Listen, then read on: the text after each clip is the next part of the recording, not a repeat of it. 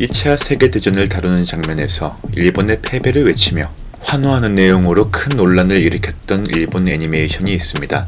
우리 신명탁씨가 그렇게도 사랑에 맞지 않는 그 녀석, 바로 도라에몽인데요.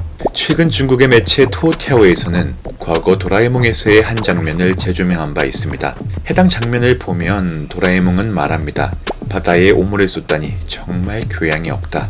참고로 해당 편에서는 노진구의 의뢰를 받은 도라에몽이 원격 조종 잠수함을 제작하는 모습이 나옵니다. 잠수함에서 안락한 삶을 즐기던 노진구는 이내 귀찮음을 이유로 바다에 쓰레기를 직접 투척하는 모습이 나오는데요. 도라에몽은 바로 이 광경에 대해 교양이 없다 라고 말한 것이죠. 일본 누리꾼들은 이것이 일본 정부가 바다 폐기물을 버리려고 하는 것을 예언하는 것임과 동시에 방류의 문제점을 지적하는 것이라는 의견들을 내놓고 있습니다. 좀 억지스럽긴 한데 참고로 도라에몽 작가는 과거에도 일본의 행태를 적나라하게 드러내는 장면으로 논란을 일으켰던 바 있습니다. 2차 대전 당시 일본군이 동물원 코끼리를 독살하는 내용의 장면에서는 전쟁 말이면 걱정하지 마세요.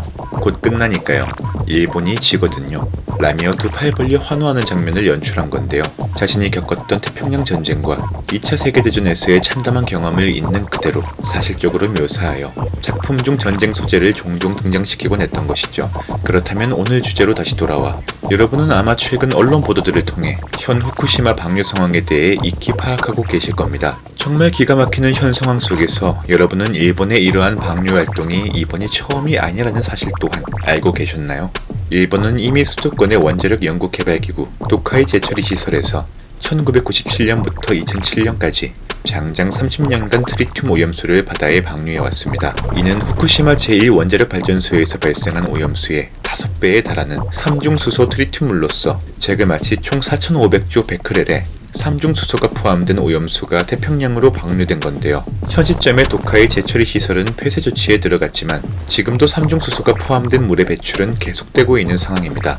역사는 반복된다지만 이건 정말 좀 아니지 않은가 싶은데 이번 후쿠시마 방류에 관해 말한 천인국 광원대학교 이과대학 교수의 말을 살펴볼 필요가 있겠는데요. 후쿠시마 원전 오염수에 포함된 100여 종의 방사성 물질들이 해류를 통해 동해안에 악영향을 미칠 것이 우려되며 가장 큰 문제는 일본이 후쿠시마 원전 오염수의 방사성 물질에 관한 구체적 자료를 공개하고 있지 않다는 겁니다. ALPS를 통해 정화 과정을 거치더라도 삼중수소 등 상당수의 방사성 물질이 완전히 걸러지지 않고 오염수에 잔존할 수 있기 때문에 이는 결코 안전하다고 얘기할 수 없는 것으로 아무리 낮게 희석된 방사성 물질이라 해도 해류를 통해 이동되는 과정에서 해양 생태계의 먹이사슬을 통해 축적된다면 결국 우리 인체에 악영향을 주는 부메랑으로 돌아온다는 것이죠. 이 와중에 일본 부흥청 후쿠시마 오염수 홍보 영상을 보면 참으로 가관이 아닐 수 없습니다. 방사선이 DNA에 일부 도달에 손상을 입히더라도 DNA는 곧 복구됩니다. 근데 더 재미있는 건 이런 개소리가 이미 일전에도 존재했던 건데요. 90년대 만들어진 바 있는 플루토늄 캐릭터는 말했습니다. 청산가리보다 안전해. 먹어도 바로 죽지 않아요. 그래, 고통스럽게 천천히 뒤지겠지. 이러니 어찌 통탄할 노릇이 아니겠습니까?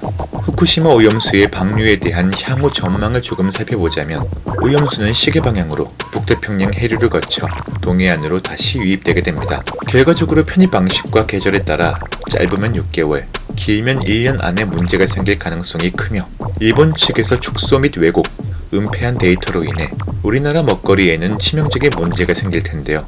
향후 국내로 유입될 일본 양식, 어업수산물 수입에 대한 엄격한 통제가 필요하며 상대적으로 느슨한 통조림 등 2차 가공 제품에 관해서도 보다 철저하고 세밀한 모니터링이 필요하다고 볼 수 있겠습니다. 그럼에도 여러분이 명심하셔야 할 사실은 우리나라의 수산지 원산지 표시 단속률은 2%에 채 미치지 못하는 1.9%에 불과하다는 것으로 지난 2020년 원산지 단속의 경우에도 140만 개 단속 대상 중 단 27,339개소 점검에 그쳤다는 점이고 일본산 수산물의 원산지를 둔갑시킨 해산물들은 지금까지 국내에서 끊임없이 발견되고 있다는 겁니다.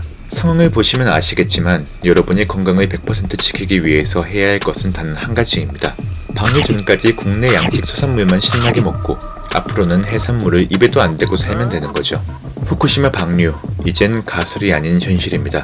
각오 단단히 하시길 바라며 영상이 흥미로우셨다면 구독과 댓글 한 번씩 부탁드리겠습니다. 이상으로 스릴루팡이었습니다. 오늘도 시청 감사드립니다.